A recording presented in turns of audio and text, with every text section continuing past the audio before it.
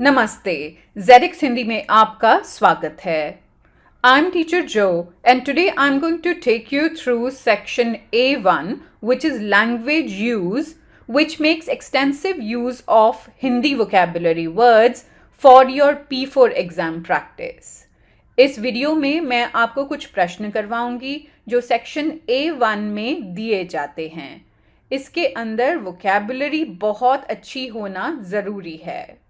सबसे पहले देखते हैं कि इसमें आपको क्या करने के लिए कहा गया है। If you read the question carefully it tells you सही उत्तर चुनकर उसकी संख्या कोष्ठक में लिखिए। सबसे पहले ये बहुत ज़रूरी है to understand what is being said.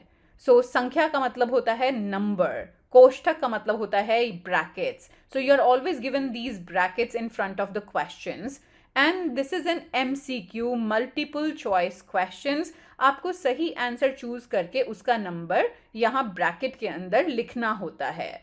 सो अब अगर आपको समझ आ गया तो we will start this test कि इसको कैसे करना है। But in this video, I am also going to explain you the meaning of all the words that have been given as choices at the bottom. मैं ऐसा क्यों कर रही हूँ ताकि आपकी वोकैबुलरी डेवलप हो। ये ज़रूरी नहीं है कि एग्ज़ाम में आपको यही क्वेश्चंस आएंगे। ऐसा हो सकता है कि एग्ज़ाम में किसी भी ढंग से प्रश्न पूछा जा सकता है। द की थिंग इज़ कि आपकी वोकैबुलरी यानी शब्दावली बहुत अच्छी होनी चाहिए। आइए शुरू करते हैं। Let's start. माया की हीरे की माला, हीरे means diamonds, Maya is a name of a girl.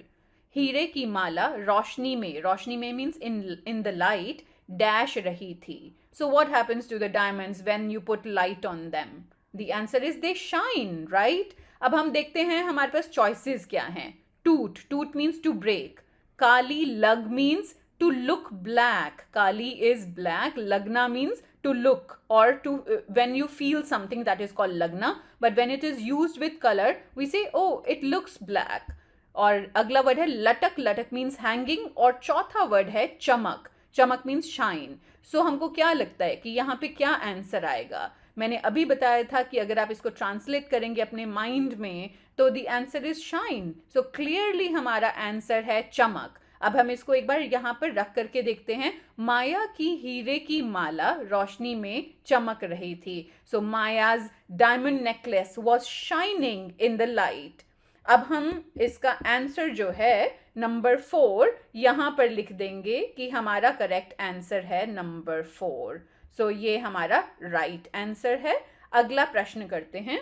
आज डैश का अवसर है क्योंकि आज मेरा जन्मदिन है। सो पहले देखते हैं कुछ कीवर्ड्स की सेंटेंसेस में आपको क्या पता होना चाहिए। आज मीन्स टुडे, अवसर मीन्स ओकेजन, क्योंकि मीन्स बिकॉज, मेरा मीन्स माई, जन्मदिन is birthday. So when you have your birthday, definitely it's a very happy occasion, right?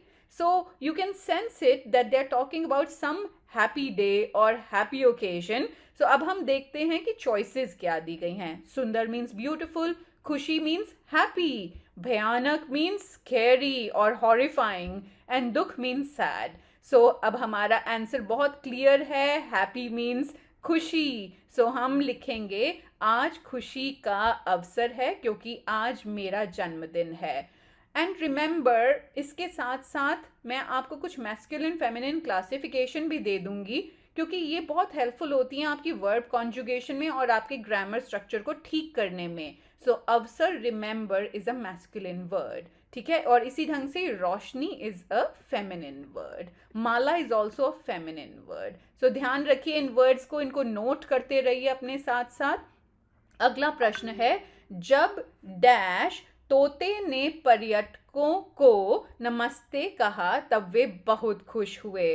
सो जब, अब हम देखते हैं तोता, हम देखते हैं कि तोता क्या कर सकता है। नीचे चॉइसेस किस तरह के दिए हैं, लेकिन ये करने से पहले हम देखते हैं कुछ कीवर्ड्स। ओके, सो तोता इज पैरट, पर्यटक means people who are visitors or people who are visiting some kind of place, they are tourists. Namaste means hello.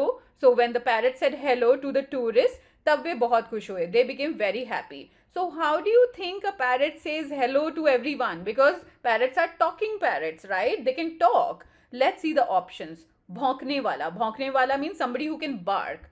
Bhin bhinati means something that can buzz, like the humming bee or the bees. Then dahadne wala, something that can roar. This can only happen with the lions, right? Or last hai batein karne wala. Oh, this is perfect. So जब बातें करने वाले तोते ने पर्यटकों को नमस्ते कहा तब वे बहुत खुश हुए.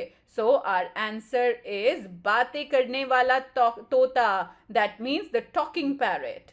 और अब हम लास्ट क्वेश्चन करते हैं. उद्भव बहुत डैश छात्र है क्योंकि वह दिन रात पढ़ाई करता है. So Udbhav is a name of a boy. He is some kind of a student. छात्र मीन्स स्टूडेंट. क्योंकि बिकॉज वह दिन रात मीन्स डे एंड नाइट पढ़ाई करता है. He studies. सो क्या हो सकता है? ओ, this is hard working. So Udbhav is hard working. Let's look at the options that have been given to you. Sharmila means somebody who's very shy. Sabhe means somebody who's very civilized. Next, Parishrami. Definitely, Parishrami means hardworking. I got my answer. So, this is the one. But last word we discuss karte hain, Nakalchi, who cheats, who copies everything. Okay, so हमारा answer clearly बहुत आसान है, परिश्रमी. सो ये हमारे answers थे और इसी ढंग से आप अपना टेस्ट पेपर करेंगे. A1 सेक्शन ये बहुत आसान होता है. आपको कॉन्फिडेंटली करने की कोशिश करनी चाहिए, लेकिन इसके लिए बहुत इंपॉर्टेंट की है learning vocabulary words. Try to memorize them. If you have a good vocabulary, you can never go wrong in this. And before I go, I'm also going to give you one more word, क्योंकि confusion point होता है बहुत बच्चों के लिए. पढ़ाई is a feminine noun. So please make a note of it. पढ़ाई is a feminine noun. जन्मदिन is a masculine noun.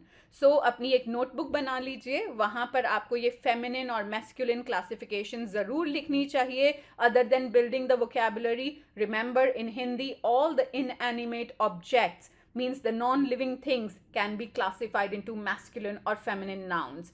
So जब आप vocabulary सीख रहे होते हैं, it is always a good idea to put down what is masculine, what is feminine.